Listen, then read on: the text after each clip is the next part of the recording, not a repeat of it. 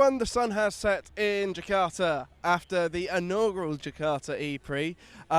It's very, very dark. I'm delighted to say the lights have come back on because the mechanics are starting to clear up everything and head to Marrakesh for the next round in 4 weeks' time. The lights briefly went off because there was a small fire over, I think, I don't really know where it was because I haven't been in that area all week.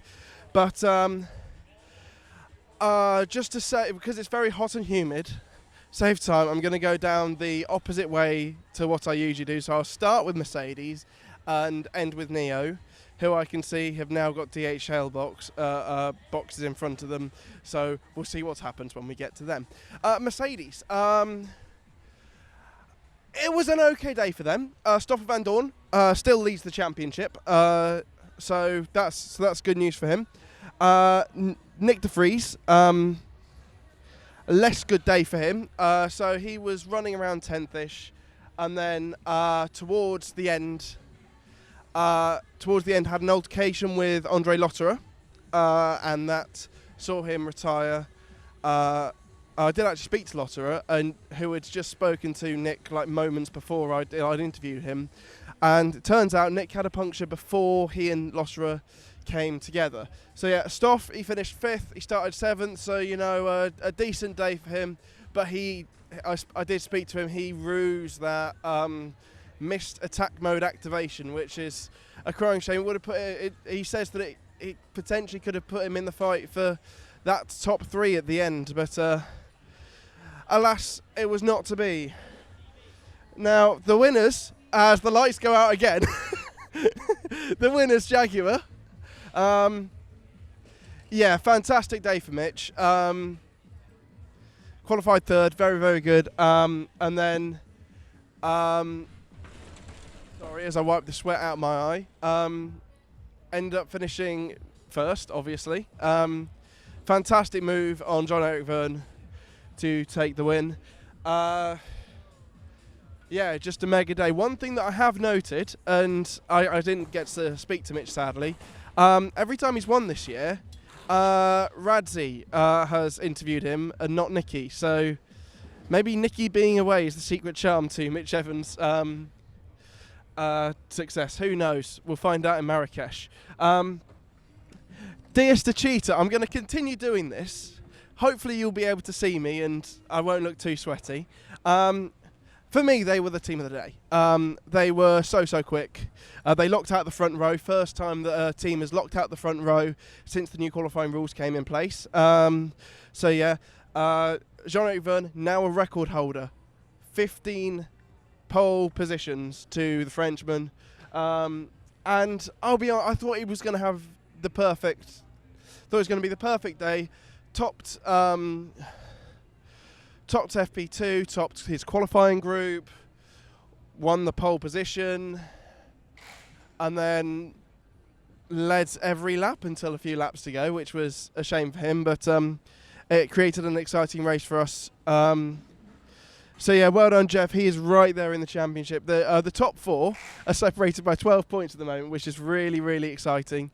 You then have a little bit of a gulf to Robin Freins, who we will move on to now because we're going to talk about the Envision team. Oh, just a sad day for them. I mean, they've all seemed to have given up because the light's off, which is fun. Freins hit the wall in qualifying, started 21st. It just wasn't to be for him. He only made it up to like 17th or so. No, I think they finished 16th and 17th, did the 2 Envisions today, so not a great day for them.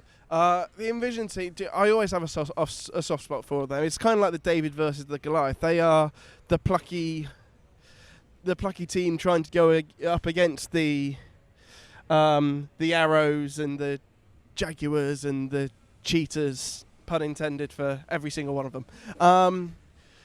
Just not a great day in the office for Envision. However, Andretti, good day for them. Jake Dennis qualified 5th, so and he was actually able to stay there. He finished 6th, and when I spoke to him, he said, well, 6th is the worst position that we had today. So he's absolutely taken that for granted. He says that the progress has been made, so that is good.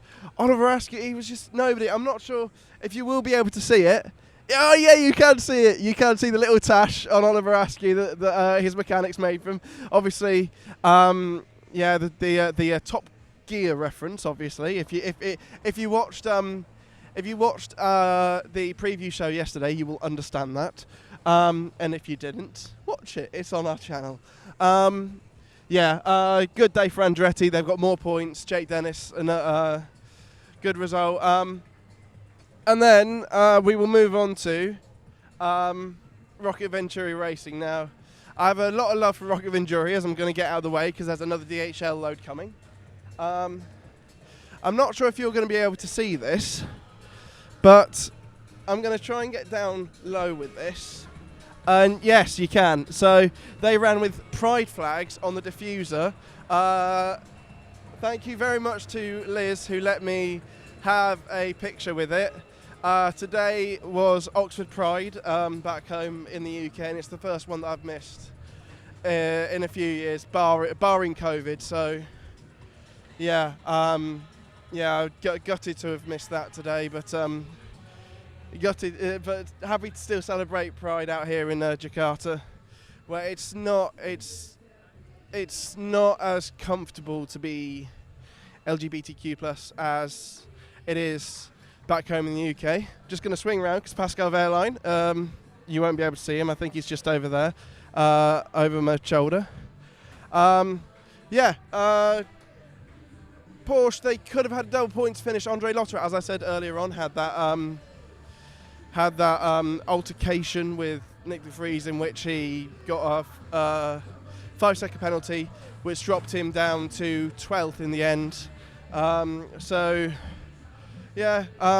man behind me, Pascal Wehrlein, he did an all right race today. He qualified 6th, had a 5-place penalty, and then but was able to recover to P8, I think it was. He was up there fighting around the lengths of P6, P7, unfortunately wasn't to be. Still points on the table for Porsche, which is good. I'm delighted that there's everything happening around me, and I'm very sweaty, and there's like sweat trickling into my eyes. But fantastic. Mahindra. 3 wheels on my wagon. I'm just going to check Oliver Rowland's car now. I think that there are now 4 tyres on there, but there weren't at the end of lap 1, and that was a shame for him because he topped FP1 this morning. As we said yesterday, this was going to be a race a bit like Diriyah.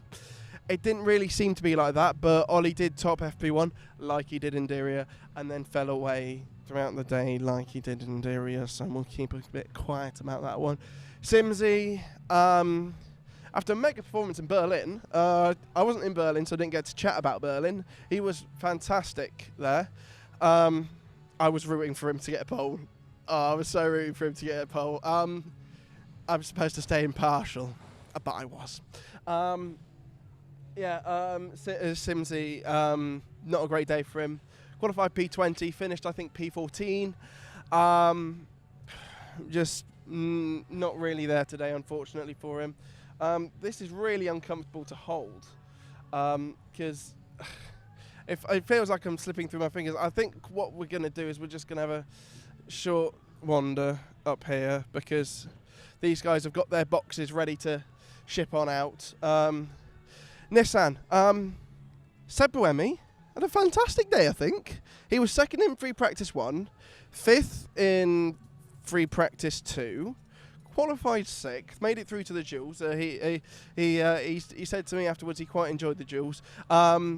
He did finish 10th overall, so a point, but a point here and there ain't too bad for Nissan at this point in the season. He did say to me that he did miss an attack mode, so he could have potentially been further a bit up, and he did also hit the wall. So those are the reasons why Seb kind of fell away. I really don't want to get involved, so I'm just gonna have a quick Dragon.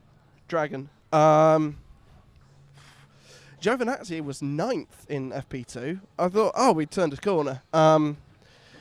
But yeah, so the problem in qualifying meant that he started dead last, and then a really peculiar race where he ran out of power with about 3 laps to go. So an interesting one that, but turns out it wasn't to be. I'm now gonna tread around everything with minimal visual.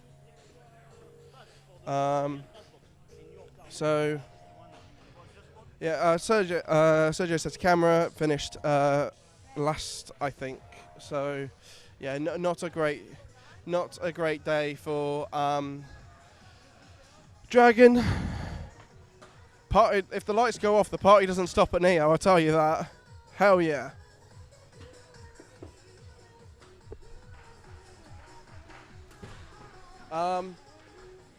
We just need disco lights, don't we?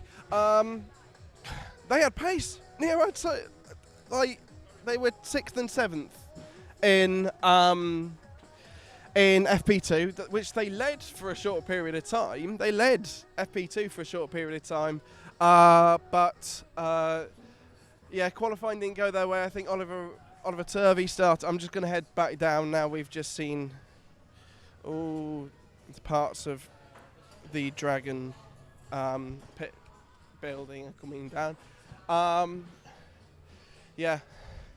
It's getting increasingly hard to hold this now. So Neo will just wrap up quickly, and then I'm just going to go. It's been a very hot day. What happened? Oliver Turvey finished 11th after that post-race penalty for Lotterer. So mega stuff from Turvey. They seem to have pace, and I think that they have very much in a way graduated from this, from the slowest team on the grid. So very good job by Neo, and congratulations to Mitch Evans for winning today. I'm just going to go around whilst waiting. Thank you very much.